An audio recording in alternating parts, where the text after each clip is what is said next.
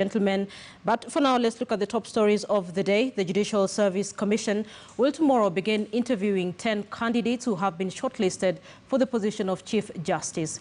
For the next few days, all eyes will be on the JSC, which has resolved to have all the 9 current sitting commissioners participate in the interviews, despite recent protests on the suitability of some members to participate in that process. Let's begin tonight with KTN senior political reporter Murimi Mwangi.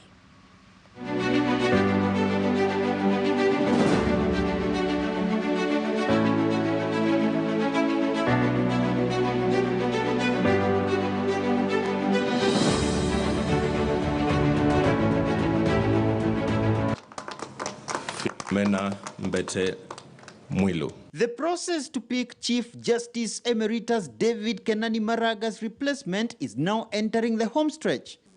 On Monday, the Judicial Service Commission will begin interviewing the 10 candidates shortlisted for the job. So starting at 9 o'clock, we hope to be done by 12:30 or 1 o'clock every day.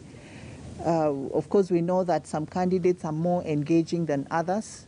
So the time taken with each candidate will not be exactly the same. One Samuel Gateri had recently petitioned the JSC seeking to have acting Chief Justice Philomena Mwilu affirmed as interim commission chair, citing what he claimed to be a deliberate ploy to have Commissioner Professor Olive Mugenda, who is currently listed on the JSC website as vice chair, to lead the interview process. The JSC caught in the dilemma of yet another petition from one of the shortlisted candidates who wanted her barred from the recruitment process with claims that she had a past client-advocate contact with another of the shortlisted candidates.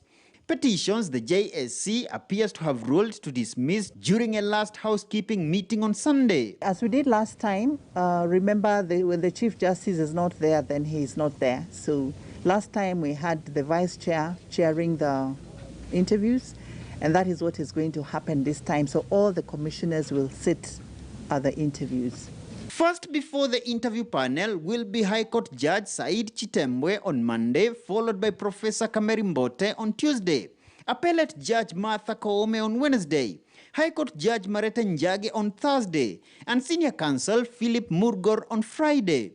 The interviews will take a break over the weekend and resume on Monday next week, with Justice Ndumanderi before Senior Counsel Fred Ngatia facing the panel Tuesday, Appellate Court President William Ouko on Wednesday, Law Scholar Professor Wekesa Moni on Thursday, before closing on Friday with lawyer Yano Jeb Koech.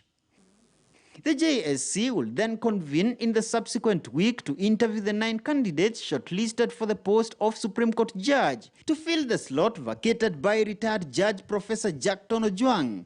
All the interviews are to be done under strict adherence to the COVID-19 protocols, including social distancing at this tent outside the Supreme Court. Murimi Mwangi, KTN News. So earlier today, Murimi Mwangi caught up with Secretary to the Judicial Service Commission and Judiciary Chief Registrar Ann Amadi and spoke to her on the upcoming interviews for the Chief Justice Office. Listen in.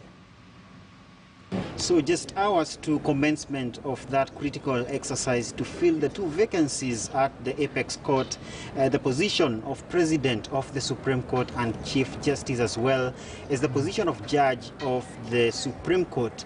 And we are here with the Secretary to the Judicial Service Commission, who is also the Chief Registrar to the Judiciary. Just a follow-up from your earlier press briefing, perhaps if I just pick it from there, why the 3 to 5 hours per candidate? Is it cast on stone? What's the farthest that can go, perhaps? Well, it's not cast on stone, but we all appreciate that this is a very senior position. It's a Chief Justice, it's a leader of an arm of government, so it can't be treated as any other. So it has to take long. We have to get the best Yes. Now, earlier you mentioned that after opening the window for memoranda and petitions on any of the candidates or the process to pick eventually who will hold these two positions, that you did receive quite a number.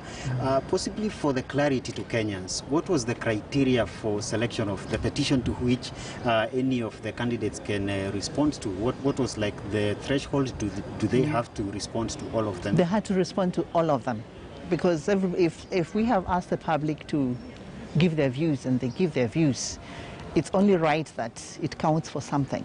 So they had to respond to all of them. Now, among the memoranda that you received, and this has been in the public domain, it's to do with the composition of the commissioners that will be undertaking this exercise, and a specific one on who should actually chair the interview panel. Is it an issue that you've discussed as a commission before the briefing here?